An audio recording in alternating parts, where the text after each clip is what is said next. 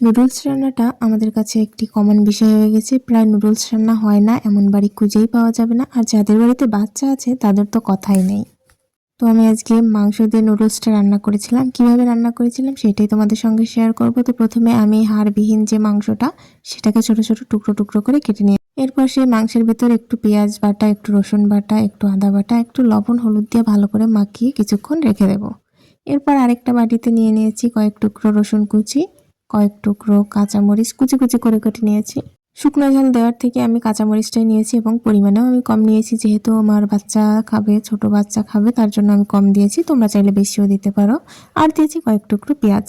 এখন আমি কড়াইতে এপাশে গরম জল জল গরম করতে দিয়ে দিয়েছি। নুডলসটা সেদ্ধ করব, তার জন্য জলটা যখন উতরিয়ে এসেছে তখন এর ভিতর নুডলসটা দিয়ে দেব।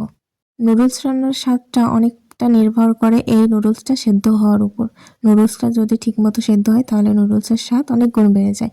এই নুডলসটা যদি বেশি সেদ্ধ হয়ে যায় তাহলে যেমন খেতে ভালো লাগে না, আবার যদি কম সেদ্ধ হয় তাহলেও কিন্তু খেতে ভালো লাগে না। উতরানো গরম জলে দিয়ে 3-4 মিনিট ফুটিয়ে নিলেই কিন্তু নুডলসটা প্রায় 70 ভাগের মতো সেদ্ধ হয়ে যায়। যখন নুডলসটা 70 ভাগের মতো সেদ্ধ হয়ে যাবে তখন নুডলসটা নামিয়ে নিতে হবে এবং একটি বড় ছাঁকনিতে নামিয়ে নিয়ে জল ঝরিয়ে ঠান্ডা জল দিয়ে ধুয়ে রেখে দিতে হবে। মানে ঠান্ডা জল দিয়ে আগে ধুয়ে তারপর জল ঝরিয়ে রাখতে হবে। তো আমার এপাশে জল ঝরিয়ে দেওয়ার পর মাঝখানে একটু ভুল হয়ে গিয়েছিল, আমার ভিডিওটা কিছুটা কেটে গিয়েছিল, যার জন্য আমি মাংস ভাজাটা দেখাতে পারিনি।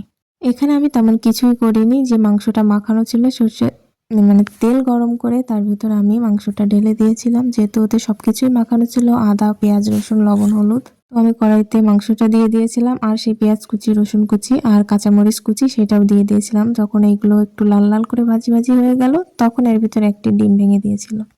এবার এই ডিমটা ভালো করে কুচি কুচি করে এর সঙ্গে মিশিয়ে নেব। একসঙ্গে মিশিয়ে নেওয়া হয়ে গেলে এর ভিতরে আমি দিয়ে দিয়েছিলাম একটু টমেটো সস।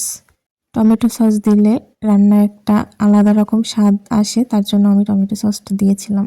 টমেটো সসটা দেওয়ার পর আমি আরেকটু ভালো করে মিশিয়ে নেই। এরপর এর ভিতর দিয়ে দেবো সেই যে জল ঝরিয়ে রেখে দিয়েছিলাম নুডলসগুলো। দেখুন কত সুন্দর জল ঝরে গিয়েছে।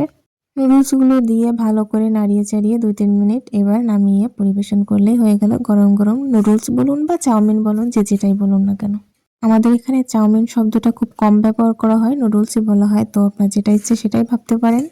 ভিডিওটি শেষ পর্যন্ত দেখার জন্য অসংখ্য ধন্যবাদ সবাইকে। আর রান্নাটা কেমন লাগলো অবশ্যই জানাবেন। সাথে রান্নাটা ভালো লাগলে চ্যানেলটি সাবস্ক্রাইব করে এভাবে পাশে থাকবেন।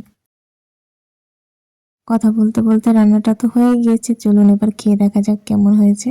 খেতে কিন্তু দারুণ লেগেছিল। তো ধন্যবাদ সবাইকে, ভালো থাকবেন।